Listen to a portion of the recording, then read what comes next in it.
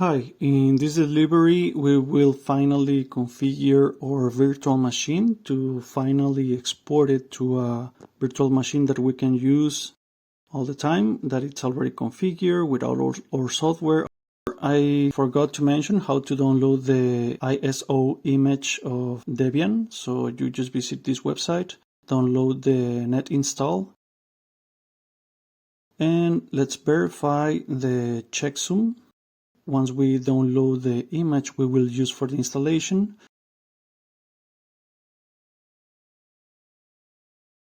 We can just list it and use the next command to generate the checksum. In this case we will use the algorithm of 512. We will copy this chain and try to find it in this website. So if it matches, we are ready to go. So remember the issue we got previously with dependencies installing IPScan? This is a way to solve it. You can omit this part of the video as IPScan works even if we don't do this. But if you want to avoid the error messages, you can just do this. And even if we got these dependencies issues, we can just solve them with this other command. And it will install all these certificates. So once we perform this, we can install IPScan and we will not see anymore the dependency issues. However, as I mentioned, it works perfectly without this. So now let's go to where we were on our previous delivery. This is our virtual machine.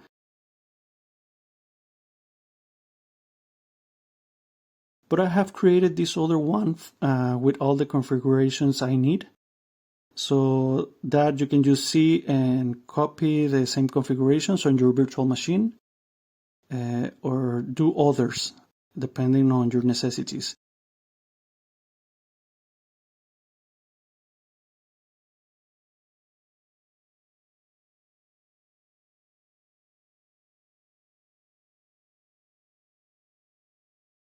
So for instance, I have this golden dict. It's a dictionary in which I have set these Spanish-English dictionaries.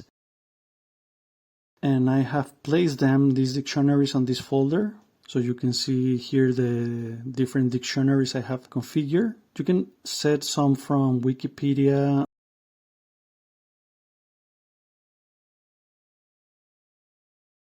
And this is the way I have configured this.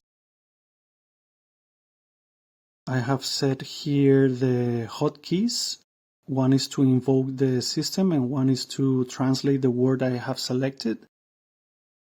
So for instance, now that I have launched the system, I keep it on the sys tray and I will invoke it with Ctrl+Alt+Z. And to translate a word, I just have to select it and press Ctrl+C so that it will be translated from English to Spanish or vice versa, depending on how the word is detected. So now let's do this configuration for Visual Code. I just have to look for this configuration and paste the text I'm indicating here. So that is to switch between the editor and the console. So if I press Ctrl+J, it will open the console, and if I press it again, it will focus between the console and the editor.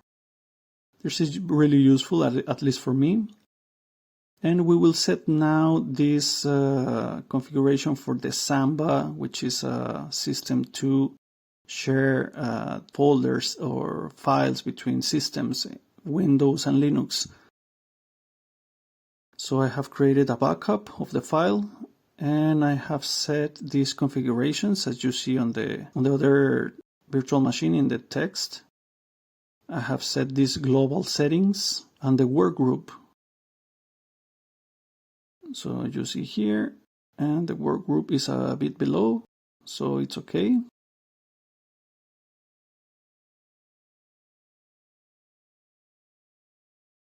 And I have created this folder on the system, which is located within my home. I have created this scan local and scan Samba shared. So I have set it here with this configuration, and if I want to write changes, I have to change this variable to yes instead of no, and might need to change the permissions on the Linux system. This is a way you can set the different columns on your file manager.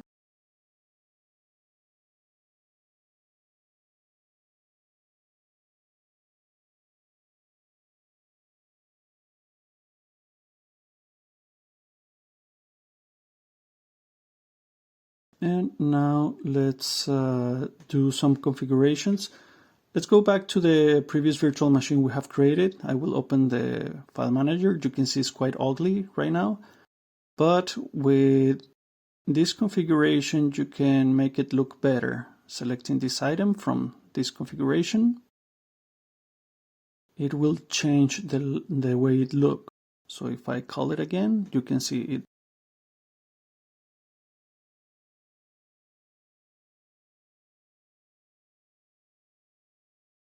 And let's check some other configurations here. You might want to set the same or different ones. It's up to you. And here I will not be use the clipboard, the system clipman. I will use instead CopyQ, which is also a clipboard, but with other features like to take screenshots and snippets. So this is the way I have configured it.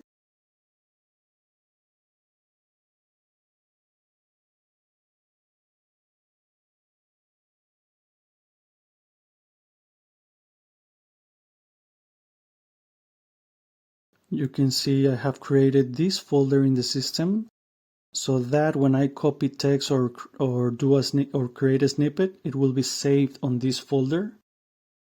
So you can see here the different text I have copied till now. It will be saved on files. We will see later more this example and the hotkeys I have set. So for instance, if I press Windows J, well, here is indicated as meta, but if you press Windows J, it will show you the different items I have in the clipboard. So I just have to press Windows J in the keyboard and select the item I want to paste. I have set also this hotkey, which is Windows S, to take screenshots. So for instance, I will show you an example, but let's see these other configurations. So I will take a little snippet of this part of the desktop, and it will be set in the clipboard, so I can paste it on for instance, in this image editor with Ctrl+V or Windows J, and it will show as the first item this snippet, and it will be saved also on this folder as an image. So let me show you another example. I will take a snippet of this part of the desktop, and it will be saved on a file.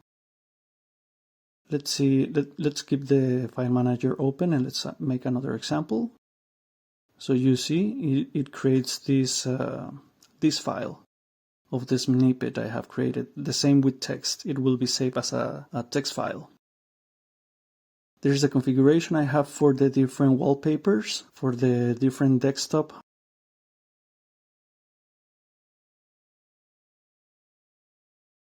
There's this other configurations apart of the ones we have made for the file manager, but this is for other file manager that comes with XFCE. This is the notifications, the panel. We can set different items on the panel. For instance, I have these different launchers. Let's add another one just to see how it looks like. So for instance, I will add it at the end of the panel. And I will set this program, this software retext, which is a text editor.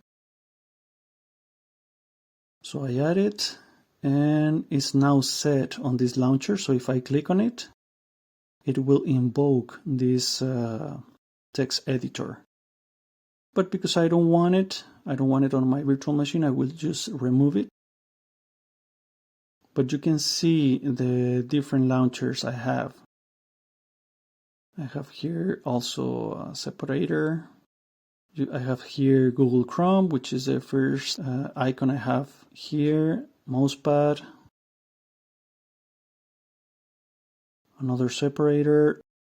The workspace switcher. So for instance, I have set 2. You can set more, opening this workspaces feature, and add or disable as you want. I have enough with 2, so it's up to you how many you want.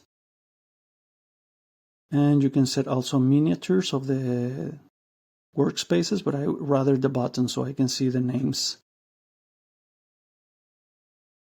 Here the taskbar, how it's configured.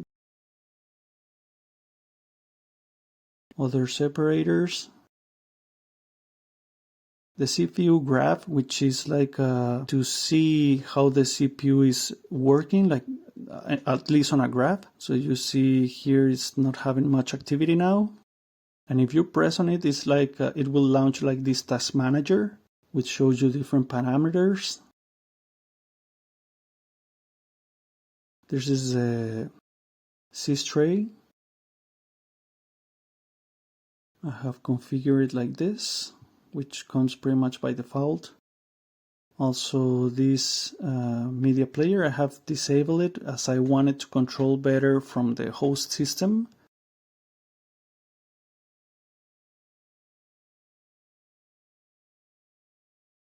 The notification plugin. The clock, I have set it my region, which is Stockholm. And here you can see the tooltip, how it looks when you hover the cursor over the clock or the date. It will show depending on how you configure it. I have set here date only, so I can use these options.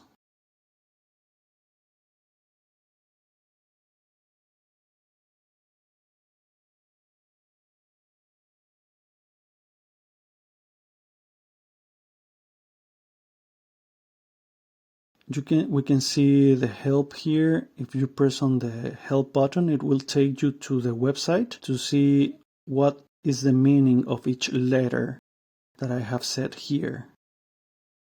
Because I want to see the clock and the date in one line, this is how I have configured it. But you can use different ones, it's up to you.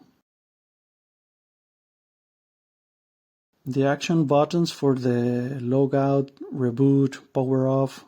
Once I click the user on the low right corner. So these are the options that are shown. And the layouts. We will configure later how we can set different layouts, but if we want to see a flag, I have configured a Swedish keyboard and the American keyboard.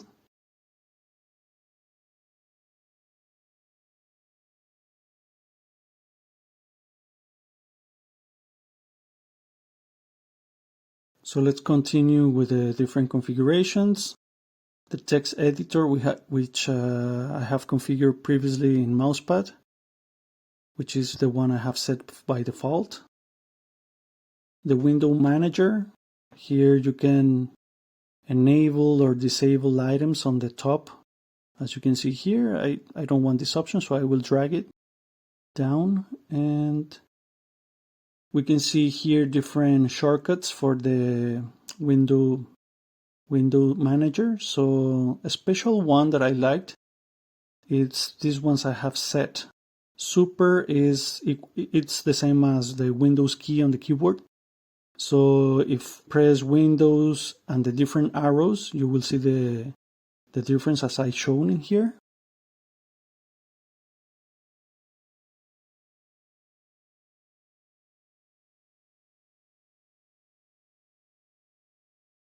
Here some configurations. I have seen that they are useful for the way I work every day with my virtual machine. But it's up to you. You can set different ones. You can play with them. Here again, the workspaces, as many as you want.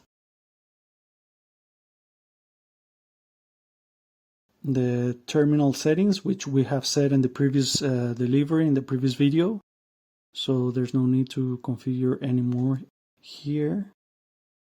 But again, it's up to you. The display, in which we have set this resolution.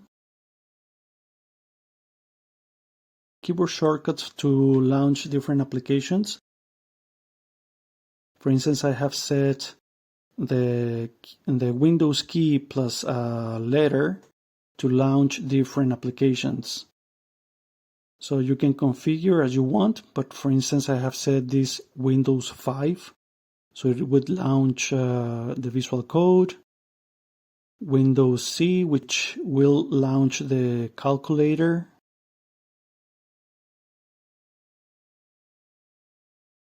and for instance, we can see here that we have set by default Windows P, which launch the Display Manager.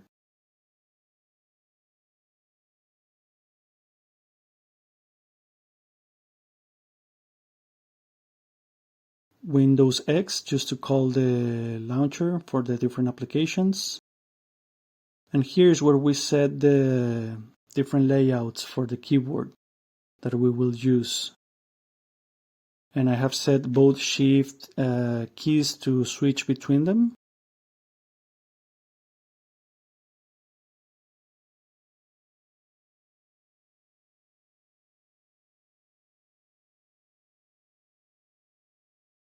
I don't want to use the Power Manager because I want it to be controlled by the host system, so I will not launch it. We have disabled it in the previous delivery. This is the audio plugin.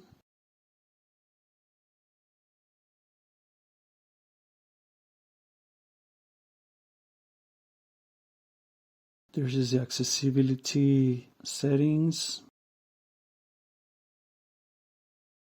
Now let's go back. We see here I have set these applications, but let's go back to the previous virtual machine.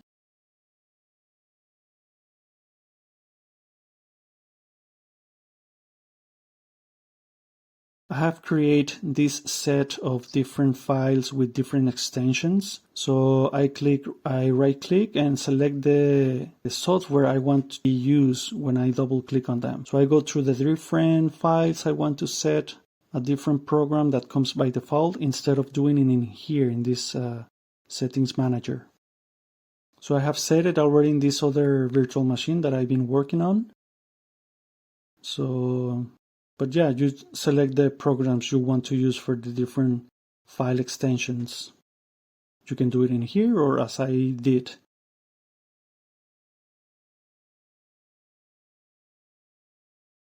I have disabled the screen locker because of course I want to lock the screen from the host system and not on the virtual machine.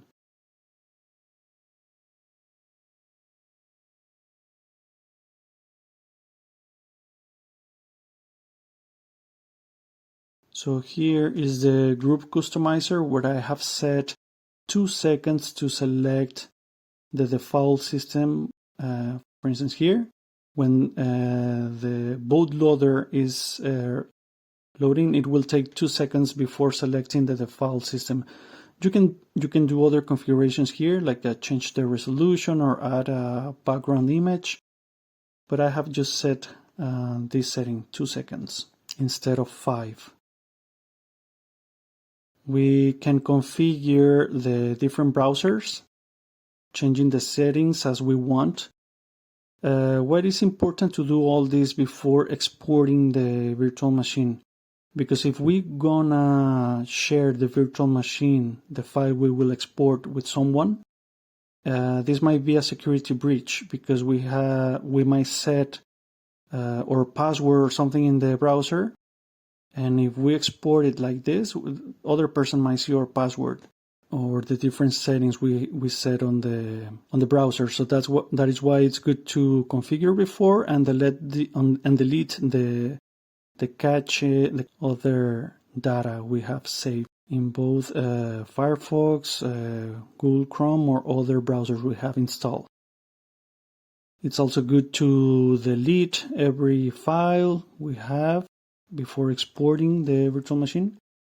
Sensitive information that we might have, because it might be that we want to share this virtual machine with someone, but we don't want to share the files inside. So let's delete the clipboard files generated by CopyQ, empty the trash can, and I will show here the hidden files, because also I want the bash history to show only the first command listed here. So once I launch the virtual machine, I can execute this command by clicking up arrow and just execute it to keep my system up to date.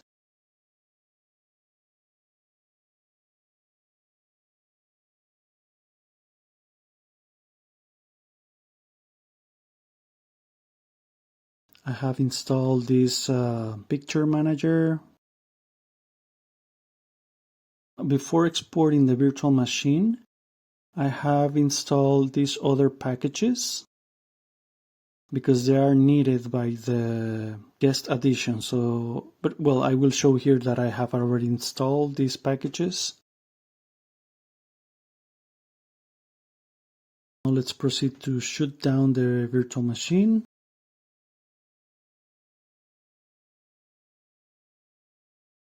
And once I have set it as I want and delete all the files I have created for the experiment, I can proceed just to export it.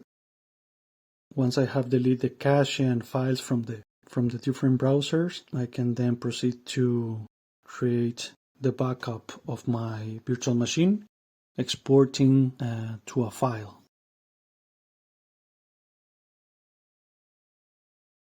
So once the file is generated, I can just share it to a friend, to a family member, use it on a different computer, but of course they must have a VirtualBox or other system. I will generate the checksum of my file that I have generated after exporting, and I will copy the checksum. I would put it into a text file. So if I share it with a friend, for instance, I will share also this text file and tell them to check the checksum so that they can make sure that it was not being manipulated. Or if I put this virtual machine, this file somewhere in internet, and I download it later, I might check also the checksum to make sure there's not been touch or data loss or something else. Now let's install the guest additions to use the bidirectional clipboard.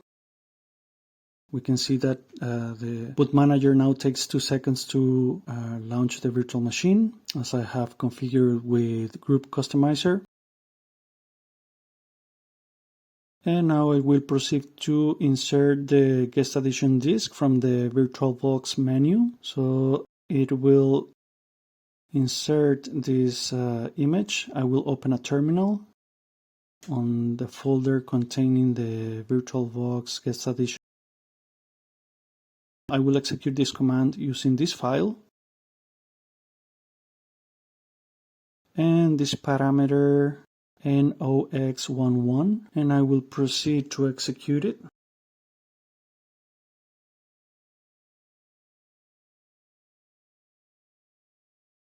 We can see here the use of the CPU. It will change automatically the resolution, but we will fix it later. We will add this other command before restarting the virtual machine. Here like this, and just change the user for the one you have created. I will use my user.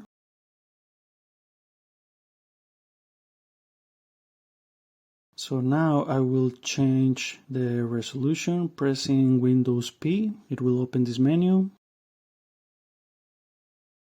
It looks okay, but I rather to have it a little bit smaller. And of course we can change it to a full screen by pressing Ctrl Shift on the right side and the F.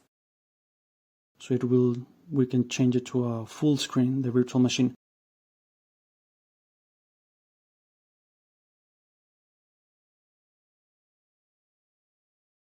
Okay, so now that we have installed the guest additions, we will go to settings and change here to use a bidirectional clipboard.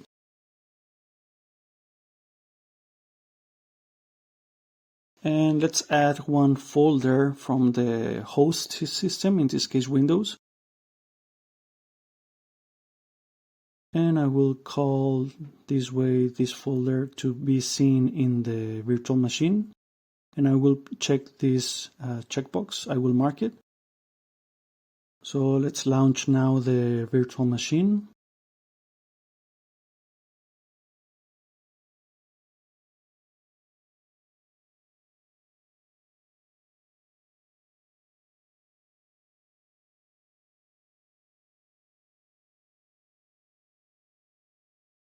So we can see that the resolution is now okay.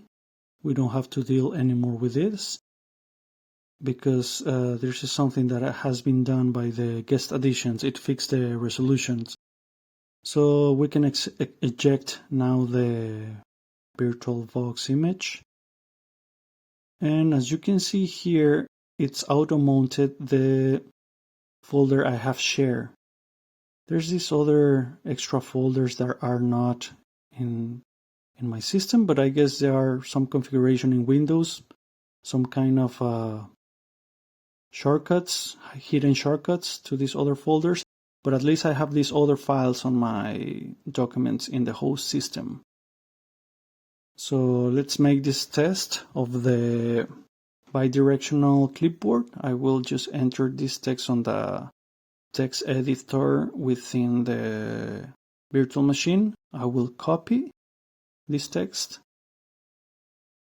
and I will paste it on a notepad in Windows. This is now possible because I have installed the guest additions. And I can do it also, I can do it with any text I copy in the virtual machine, and vice versa. If I copy text from the host system, like I'm gonna copy this text and paste it somewhere in the virtual machine. I will use also the notepad, well, the mousepad in the virtual machine. You can see that it works. And let's take a look how the host key works between the virtual machine and the host system. If I press Ctrl Shift from the right side of the keyboard, once I have the focus on the virtual machine, I will change the focus to the host system. So, for instance, the Ctrl and Shift from the right side of the keyboard will control the focus between the virtual machine and the host system. For instance, I'm pressing here Alt-Tab within the virtual machine, and it will go through the different apps I have within the virtual machine. But if I press the Ctrl Shift on the right side, it will change the focus to the host system, making able to go through the different apps on the host system if I press Alt-Tab. This can also be set instead of using the host key, in this case Ctrl Shift in the right side. I can just do a couple of clicks between the virtual machine or the host system, and that will change the focus. Let's now turn off the virtual machine and let's now create a snapshot. Now that I have installed the guest additions, so then I can do destructive test or other things. But just to let you know that if you import the the file that we have created, you will need to install again the guest additions. The reason I don't recommend to export the virtual machine once we have the guest additions installed is because the guest additions might be updated later by VirtualBox. So this is all for now. We will see on the next delivery. Create a dual boot on our system to have Windows and Linux installed from the boot. Thank you.